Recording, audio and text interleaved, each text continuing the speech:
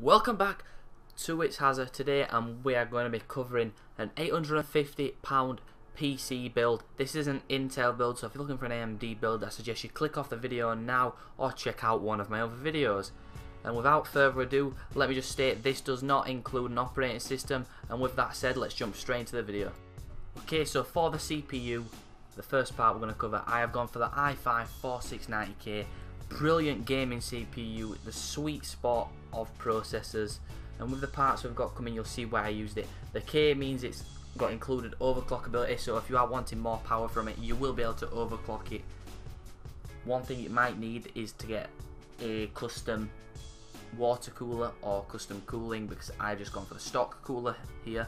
So if you are considering overclocking, you might also want to consider buying another cooler.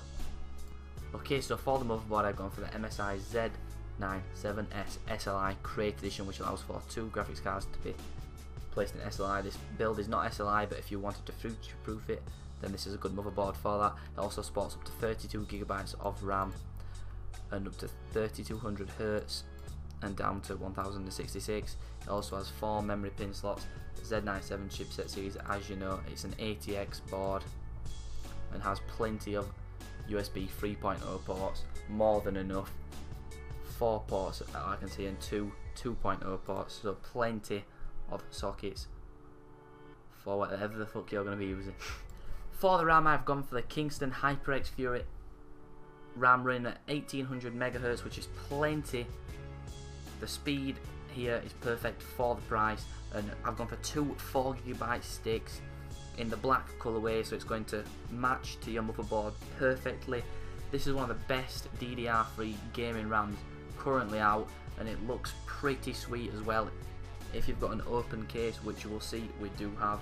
Okay, so into the meat and potatoes of this build. For the graphics card, I've gone for the EVGA GTX 1070. Brand new graphics cards just released, the 1070 and the 1080. I went for the cheaper option, the 1070, but it's still rocking 8GB of memory buffer. This is going to be fucking an amazing graphics card. The benchmarks what have come out on this, it sort of blows the 970 out of the water, and this partnered with the i5 4690K, you're going to be achieving high frame rates in every game, above 60 on maximum settings, and if you don't, then something's gone wrong with the build. Okay, so for the storage on this build, I've gone for the Digital Caviar Blue 1TB hard drive. No SSDs. We don't need none of that stuff. This is a perfect hard drive for this gaming setup. The failure rate on this is really low, and it's a really reliable hard drive. I should know, I have got this exact hard drive in my build, and it suited me well for nearly over a year. And then if you want to upgrade, just add an SSD later on down the lifeline of your PC, but this will do you fine. Till then, 1TB is more than enough to store all of your favourite games, and if it does become too low on storage, again, just purchase an SSD or buy a 2TB hard drive if you think you're going to need more than 1TB, but I've gone for this just to keep the price under £850. Okay, so into the boring stuff. For the power supply, I've not gone for anything fancy, same as the hard drive, just gone for an EVGA 600W bronze certified power supply. This is more than enough wattage to finish this build. I think in total this build is 400 watts, so you're going to have quite a lot of add ability if you want future proof ability. Again, not the greatest power supply, but it will serve you well. EVGA as a brand is solid, which is why I've gone for an EVGA graphics card and EVGA power supply. I also have an EVGA power supply, served me brilliantly. The fan is really strong, really low failure rate. And now let's get into the case. Okay, so for the case, I've gone for the Corsair Specco 1 in red. There is a Specco 2 and Specco 3, but this one seemed more suited to this build.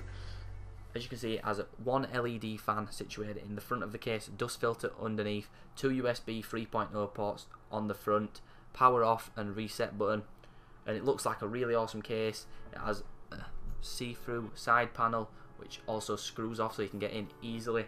The only downside I would have with this case, because I have this case, is the cable management is really hard to do if you are new to PC building. If you've got someone who's good with PCs, I suggest you get them to come over and help you build this if you are going for this case. Anyway guys, that is it for this video. If you did enjoy, be sure to smash thumbs up, subscribe if you haven't already, and share this video with your friends. and let me know in the comments below what sort of PC build you want to see me do next, whether it's lower, more expensive, you want peripherals. Let me know, and I will see you all tomorrow.